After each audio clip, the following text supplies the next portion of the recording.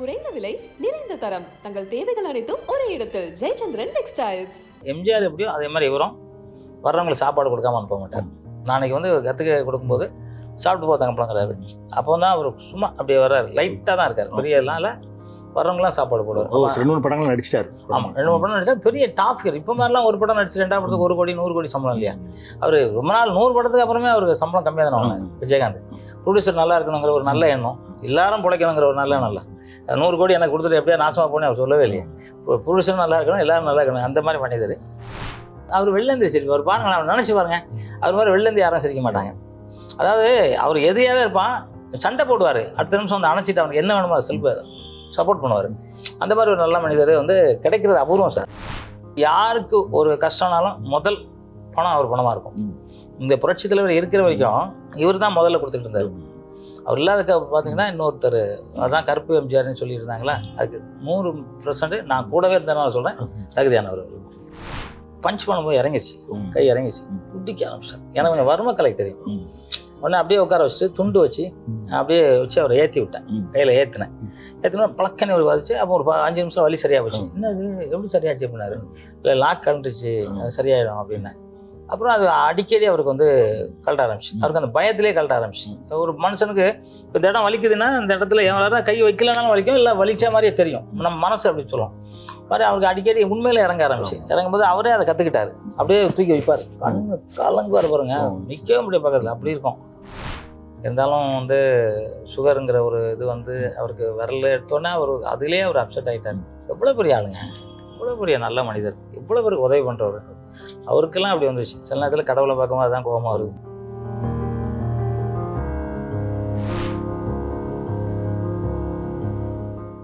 இதுல விஜயகாந்த் உங்களோட தான் பயிற்சி பெற்றுட்டாங்க. அவரை பற்றி சொல்ல முடியுமா சார்? அவர் எப்போ வந்தார் சார்? 77 எனக்கு வந்து இங்கே தலைவர்கிட்ட போய் இருக்கும்போது எனக்கு வந்து நெல்லை சுந்தரராஜன் ஒரு ஃபைட் மாஸ்டர்.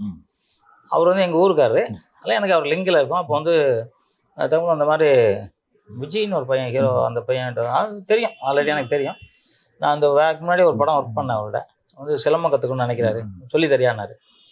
அம்மா நான் தாராளமாக வரேன், எங்கே இருக்கேன், நான் தோட்டத்தில் இருக்கேன், நாமத்தில் இருக்கேன், நான் அப்படியே வந்துடுறேன் அப்படின்னா. அது கரெக்டாக ஒரு நாள் கூப்பிட்டு போனார். அவரே வந்து புல்லட் வச்சுருந்தாரு. அவர் வந்து புல்லட்டில் கூப்பிட்டு போனார். இங்கே டி நகர் தான். அவர் ராவத்தர் 2 பேரும் இருந்தாங்க.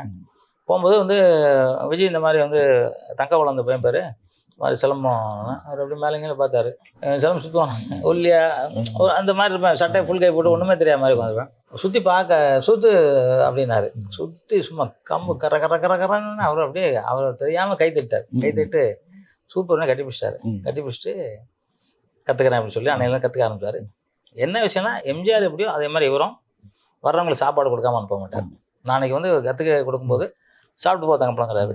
அப்போ தான் அவர் சும்மா அப்படியே வர்றாரு, லைட்டாக தான் இருக்கார், பெரிய எல்லாம் இல்லை. வர்றவங்களாம் சாப்பாடு போடுவார். 2 படங்கள் நடிச்சிட்டாரு. ஆமாம், 2 படம் நடிச்சா பெரிய டாப் ஹீரோ. இப்போ மாதிரிலாம் ஒரு படம் நடிச்சு 2ஆம் படத்துக்கு 1 கோடி 100 கோடி சம்பளம் இல்லையா? அவர் ரொம்ப நாள் 100 படத்துக்கு அப்புறமே அவருக்கு சம்பளம் கம்மியாக தானே வாங்கினார். விஜயகாந்த் ப்ரொடியூசர் நல்லா இருக்கணுங்கிற ஒரு நல்ல எண்ணம், எல்லாரும் பிழைக்கணுங்கிற ஒரு நல்ல எண்ணம் இல்லை. 100 கோடி எனக்கு கொடுத்துட்டு எப்படியா நாசமாக போனே அவர் சொல்லவே இல்லையே. ப்ரொடியூசர் நல்லா இருக்கணும், எல்லாரும் நல்லா இருக்கணும், அந்த மாதிரி பண்ணிடுது. அப்போ நான் கேட்கும்போது சொன்னார், இல்லை தங்கப்படம், நான் வந்து என்ன நினைக்கிறேன்னா, மனுஷனுக்கு கொடுத்து வாழணும். மிருகம் தான் எடுத்து சாப்பிடும். மிருகம் வந்து எல்லாத்தையும் கடிச்சு சாப்பிட்டு போயிடும். ஆனால் மனுஷன் கொடுத்து வாழணும். அதுதான் நமக்கு 2 கை பிடிச்சிடும். வேறு யாருக்கும் கை கிடையாது. நம்ம கொடுக்கணும், நம்மளால் என்ன முடியுமோ கொடுக்கணும். இதுக்கு மேலே வந்து நான் என்ன கொடுப்பேன்னாரு. அதுக்கு மேலே வந்தவன் நான் சாலிகிராமத்தில் ஒரு பெரிய வீடு கட்டி அந்த வீட்டில் வந்து ஹாஸ்பிட்டல் ஆரம்பிச்சு எல்லாருக்கும் ஃப்ரீ. சினிமாக்காரவங்க மட்டும் இல்லாமல் எல்லாருக்கும் ஃப்ரீ. மருந்து மாத்திரை ஊசி எல்லாமே ஃப்ரீயாக கொடுத்தாரு. அதை விட மேலே ஞாயிற்றுக்கிழமை வந்து அந்த ஒயிட் அண்ட் ஒயிட்டில் வந்து உட்காந்துருப்பார். அப்படியே ஒயிட்டில் அவர் கருப்பு உட்காந்து ஒயிட்டுக்கு அப்படி இருக்கும். தனியாக ஒரு ரூமில் போய் உட்காருவார். செக் எழுதிக்கிட்டே இருப்பார். படிக்கிற பசங்களுக்கு படிக்க முடியாதவங்க என்ன சம்பளம் அதை வந்து அவர் கொடுத்துக்கிட்டு இருப்பார்.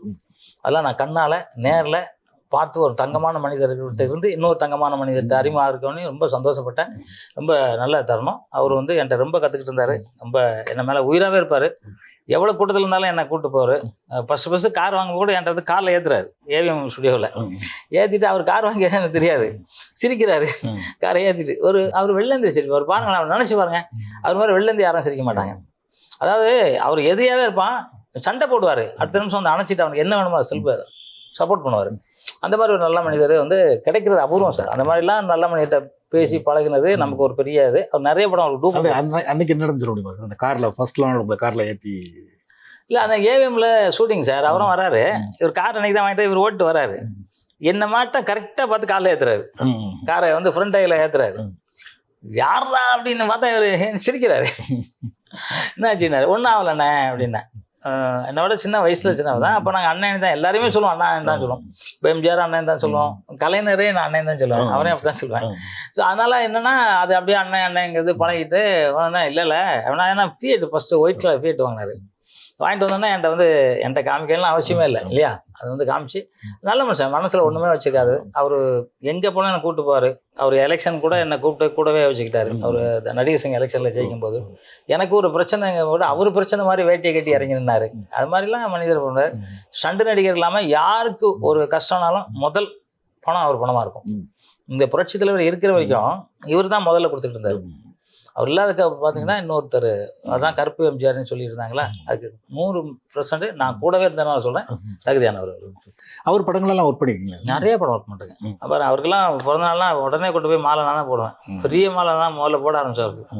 ஏன்னா அவர் பிடிக்கும் எனக்கு சார். இவர் சில பேருக்கு ஒருத்தனை பார்த்தாலே பிடிக்காது, இவரை பார்த்தாலே பிடிக்கும். யாராக இருந்தாலும் சரி, மொழி தெரியலன்னா கூட அவரை பிடிக்கும். ஏன்னா அப்படி ஒரு சாந்தமான கண்ணு, ஒரு சாந்தமான இது. நடிப்பில் தான் அவர் இருக்கவரே, மனசில் ஒன்றும் வச்சில்லை. எனக்கு தெரிஞ்சு 77லேருந்து இறக்குற வரைக்கும் தெரியும். அவ்வளோ நல்ல தங்கமான ஒரு மாமனிதர் கேப்டன் விஜயகாந்த் அவர்கள். புரட்சி தலைவர் எப்படி இருந்தாரோ அதே மாதிரி இவரும் வந்து ரொம்ப நல்ல மனிதர். அவரும் எனக்கு ஆமாம் நிறைய படங்கள் பண்ணியிருக்கேன். நிறையா டூப் போட்டிருக்காரு. அவருக்கு என்னென்ன படங்கள் டூப் போட்டிருக்கீங்க? இந்த ஃபைட் என்ன கரிமேடு கருவாயன் நான் தான் செட் டூப்பு. சிலம்பம் போயிட்டுனா அவர் என்ன தான் கூப்பிடுவார். சிலம்பம் கரிமேடு கருவாயனில் சிலம்பம் நிறைய படம் டூப் போட்டிருக்கேன். அவர் நிறைய வீட்டுக்கு ஒரு கண்ணகி, வெற்றி, சபாஸ், இது மாதிரி நிறைய படம் ஃபைட்டராக ஒர்க் பண்ணியிருக்கேன். நிறைய படம் அவர் எந்த படம் எனக்கு கூப்பிடுவார். எந்த மாஸ்டர் இருந்தாலும் எனக்கு கூப்பிட்டு வர சொல்லுவார். பாம்பூர் பாபு மாஸ்டர் இருக்குன்னு இல்லை, வேற ஒரு மாஸ்டர் இருந்தாலும் தங்கப்பழத்தை போடுங்க வேறு இல்லை அந்த மாஸ்டர் இல்லை அவர்கிட்ட அதெல்லாம் நான் சொல்கிறேன் போடுங்க அப்படிம்பாரு. அப்படி போடலன்னா மாஸ்டர் கட் பண்ணுவார். அந்த மாதிரி நல்ல மனிதர். அதை நமக்கு அப்போல்லாம் 500 600 சம்பளம் அவ்வளோதான், 375 ரூபா.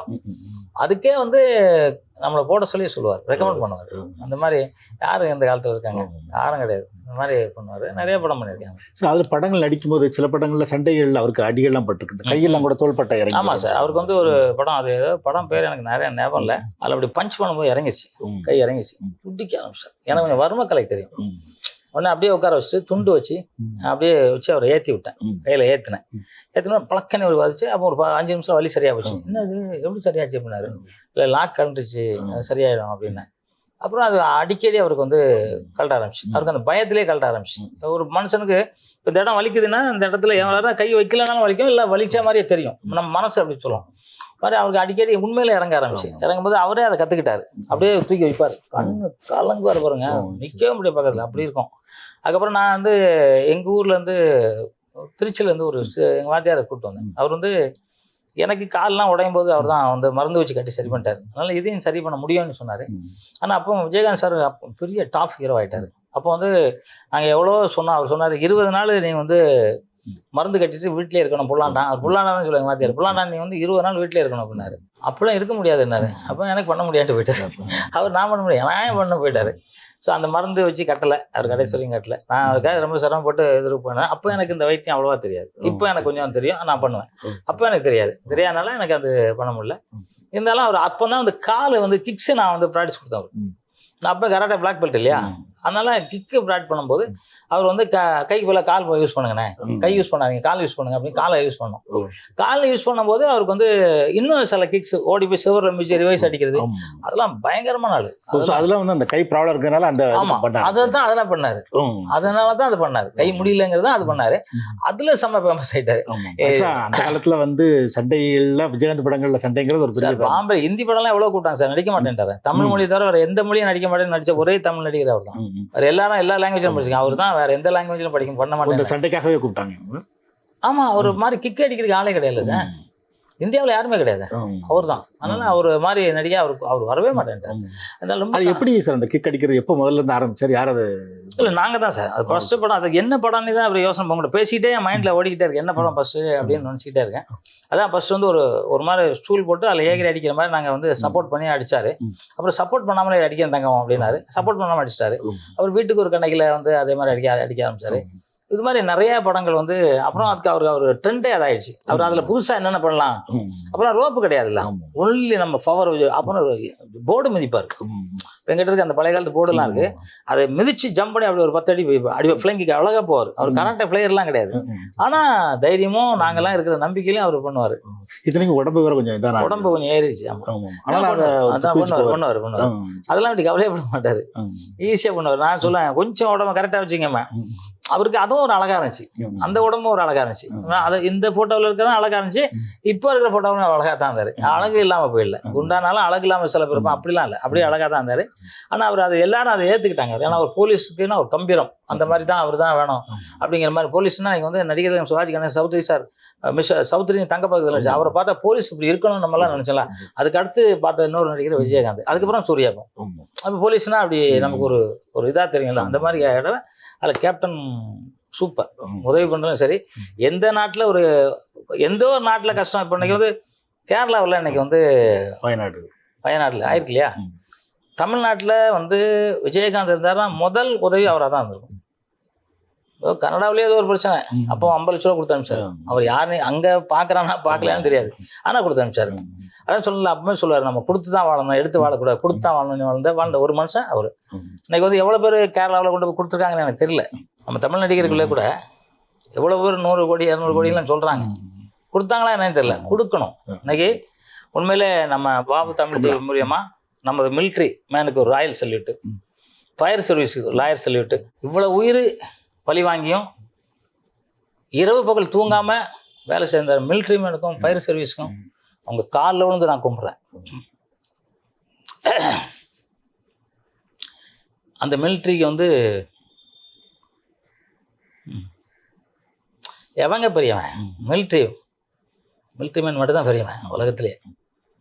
எவனுமே அந்த போலீஸு, ஏன்னா 3 கிராமம்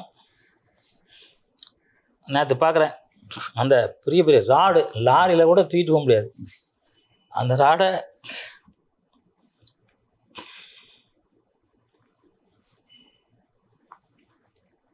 நம்ம மிலிட்ரி மேன்லாம் தூக்கிட்டு போய் கொண்டு வைக்கிறாங்க. 100 கோடி 200 கோடி வாங்குறவங்க ஒரு பைசா கொடுக்கல மக்களுக்கு. என்ன பண்ண போகிறாங்க? என்ன பிடுங்க முடியும் அவங்களால? மக்களுக்கு உதவி பண்ணாமல் என்னங்க பண்ணுறாங்க காசு? மிலிட்ரி மேன் காலில் விழுந்து கும்பிட்றேன். மிலிட்ரி மேன் அவங்களுக்கும் அவங்க குடும்பத்துலையும், ஏன்னா அந்த குடும்பம் வந்து எவ்வளோ கஷ்டப்படும். நம்ம வீட்டுக்காரு எவ்வளோ கஷ்டப்படுறாரு.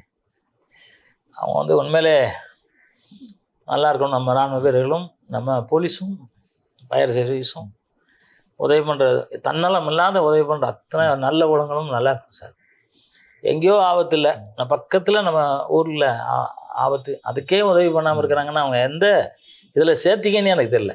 இன்னைக்கு கேப்டன் தான் கொடுத்துருப்பாரு, எம்ஜிஆர் தான் இன்னைக்கு 100 கோடி 200 கோடி அள்ளி கொடுத்துருப்பாரு, அங்கேயே போயிருப்பாரு. யாரோ கேரளா மக்களும் நம்ம மக்கள் தானாங்க, இந்தியா மக்கள் தானாங்க. ரஷ்யாவிலே இருக்கட்டும், அமெரிக்காவில் இருக்கட்டும், ஜப்பான் இருக்கட்டும், எந்த மக்களுக்கு ஆபத்துனாலும் முதல்ல போய் காப்பாற்றணும்ல. அதுதானே மனிதத்தன்மை. அந்த மனிதத்தன்மை மிலிட்ரிக்காரங்களுக்கு ஒரு ராயல் சல்யூட் சார். அதுக்கு உண்மையிலே என்னால் வந்து அதை பார்க்கும்போதே என்னால் தாங்க முடியல. அதனால் கொஞ்சம் உணர்ச்சி வசப்பட்டேன். சாரி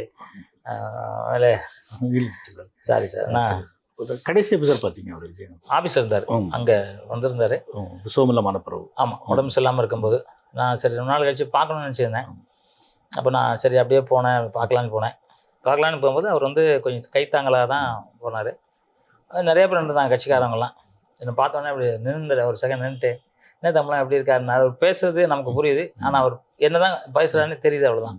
நம்மளும் அவராக இருக்கனால உள்ளே போனோன்னு என்னை கூட்ட வர சொன்னார். 1.5 மணி நேரம் பேசுகிறாரு. அதாவது அந்த பேச முடியலனாலும் அவர் என்ன பேசுறதுங்கிற அவர் அன்பு எனக்கு தெரியும் இல்லையா. பேசினாரு, நானும் அவர்கிட்ட கட்டி பிடிச்சி அவர்கிட்ட எல்லாம் நான் பேசிக்கிருந்தேன். நல்லா வந்துடுவீங்க கேப்டன், நீங்கள் வந்து நல்லா பண்ணுங்க, நல்லா இருங்க அப்படின்னு சொன்னேன். இருந்தாலும் வந்து சுகருங்கிற ஒரு இது வந்து அவருக்கு விரல் எடுத்தோன்னே அதுலேயே அவர் அப்செட் ஆகிட்டார். எவ்வளோ பெரிய ஆளுங்க, எவ்வளோ பெரிய நல்ல மனிதர், எவ்வளோ பேருக்கு உதவி பண்ணுறவர். அவருக்கெல்லாம் அப்படி வந்துச்சு. சில நேரத்தில் கடவுளை பார்க்கும்போது அதான் கோபமாக வருது, என்னடா அது இப்படி பண்ணிட்டீங்க அப்படின்னு சொல்லுது. இல்லை அது மாதிரி அந்த கேப்டன் வந்து பார்த்துட்டு அன்னைக்கு என்ன சொல்லிட்டு இருந்தாரு தான் ஞாபகம் இருக்குது. இல்லை, அப்போ என் பையனையும் கூப்பிட்டு போனேன். அப்போ வந்து அவர் சொன்னது என்னன்னா, தங்கப்பழம் எனக்கு வாத்தியார், எனக்கே வாத்தியார், அவன் அவ்வளோ ஒழுக்கமானவன். என்ன சொல்கிறது, ஒழுக்கமானவன். எந்த கெட்ட பழக்கம் இல்லை. ஒரு நாள் குடிக்கிறேன் குடின்னு சொன்னதுக்காக என்கிட்ட கோவிச்சிட்டு வீட்டுக்கே போயிட்டான். ஷூட்டிங்காக வயலாச்சினி போயிட்டான் அவன். அந்த மாதிரி ஒரு நல்லவன் அவன். அவன் அவன் வந்து என்ன எங்கேயோ இருப்பான், எதுக்கும் கவலைப்பட மாட்டான் அப்படின்னு நான் சொன்னேன். இல்லைண்ணே, நான் எப்பவும் நல்லா தான் இருப்பேன், நான் எப்பவும் நல்லா இருக்கேன் உங்கள் ஆசீர்வாதத்தில், நான் எதுவும் கஷ்டம் இல்லை, யாருக்கிட்டையும் கையேந்திர நிலமையில இல்லை, நான் நல்லா கொடுக்குறதுக்குள்ள இருக்கேன், அதுக்கு வேற என்ன வேணும், உங்கள் மாதிரி என்ன கொடுக்க முடியலனாலும் ஏதோ கொஞ்சம் கொடுக்குறேண்ணா அப்படின்னேன். ரொம்ப சந்தோஷப்பட்டார். 1 மணி நேரம் 1.5 மணி நேரம் இருக்கும். எல்லாம் வெளியில் வந்து அவ கூட இருக்கவங்கலாம் இல்லை ரொம்ப பேர் வெயிட் பண்ணாங்க சொன்னாலும் இருக்கட்டும் நான் தங்கப்படுத்த பேசணும்னு சொல்லி ஆசை தீர பேசினார். கடைசி சந்திப்பு நாங்கள் அதுக்கப்புறம் சந்திக்கல. அதுக்கப்புறம் கேட்கும்போது கொஞ்சம் ரொம்ப உடம்பு சரியில்லை, அழ ஆரம்பிச்சிட்டாரு.